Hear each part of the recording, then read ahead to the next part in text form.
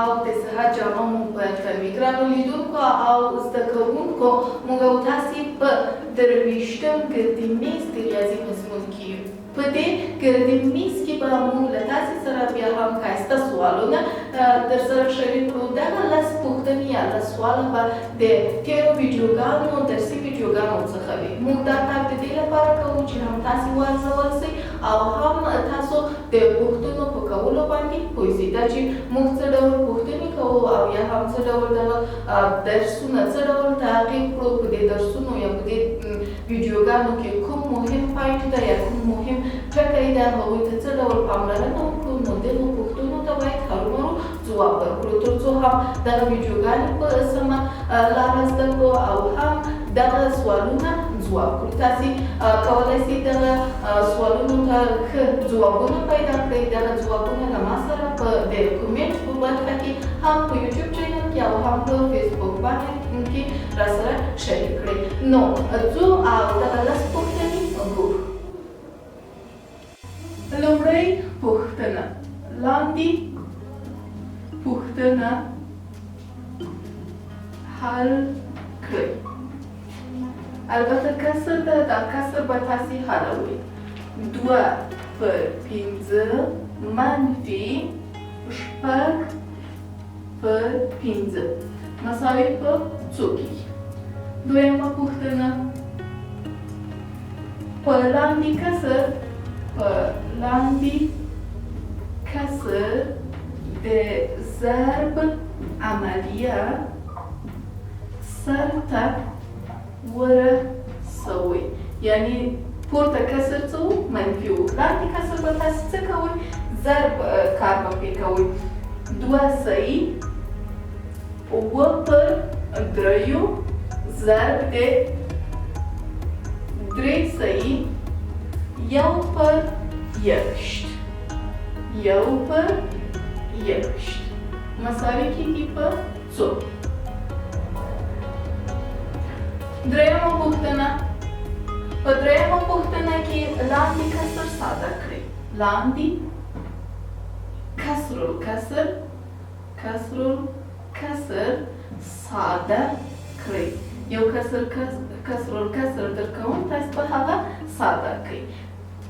11 پر 2 منفي 19 پر 11 پر 4 پر 3 مساوي کېږي په څو. یو کسر ده ساده عملیات اول به یې منفي کړئ بیا به راسئ نور کارونه به سرته ورسوئ. څلورمه پوښتنه، په څلورمه پوښتنه کې نسبت تعریف کړئ. نسبت تعریف کړئ او ووایاست چې نسبت په څو ډوله دی. پنځمه پوښتنه، په پنځمه پوښتنه کې د 24 او 18 ترمنځ هندسي نسبت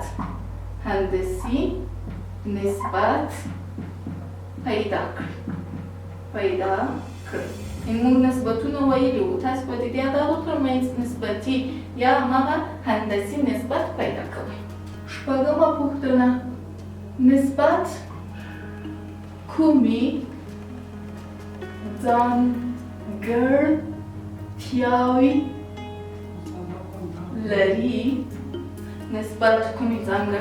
لري شرح یې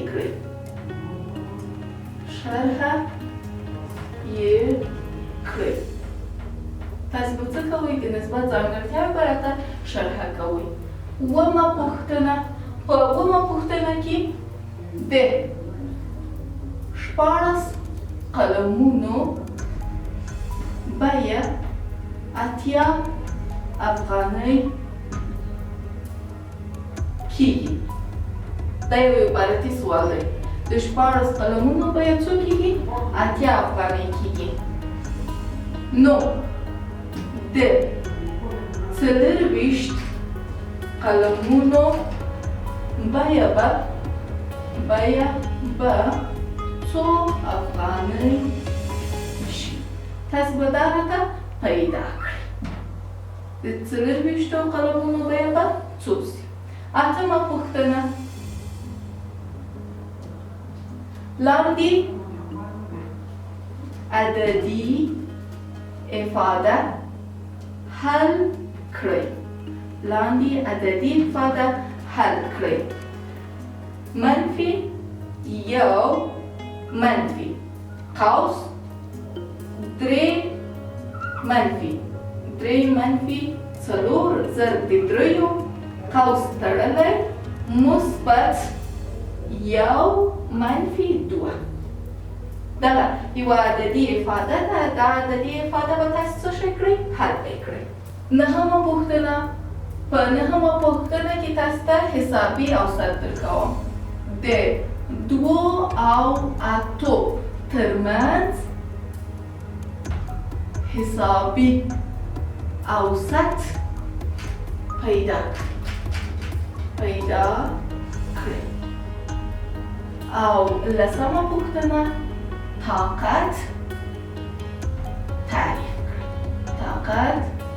تعریف کړئ.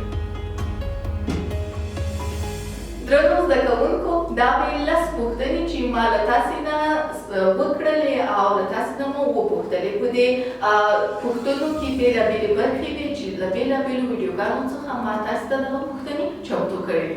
نو تاسې دغه پوښتنې راته ځواب کړئ، په کومنټونو کې ځوابونه راولیکئ. که چېرته په کومه پوښتنه نه پوهېږئ، زه بیا هغه پوښتنه بېرته تاسو ته په بل ګردي میز کې حلوم او تاسې ته هغه پوښتنه په ډېرې اسانۍ سره حلوم. نو کولی شئ که چېرته تاسې بیا هم کومه پوښتنه لرئ یا کوم سوال لرئ، وړاندیز لرئ، له ما سره یې په کومنټ برخه کې شریکه کړئ. تر بیا چې زه راځم او تاسو ته نورې پوښتنې چمتو کوم، تاسې دغه پوښتنې ځواب کړئ، بیا به په بل ګردي میز کې سره یو ځای شو. تاسو پاک څښتن ته لاس سپارم. ملامت.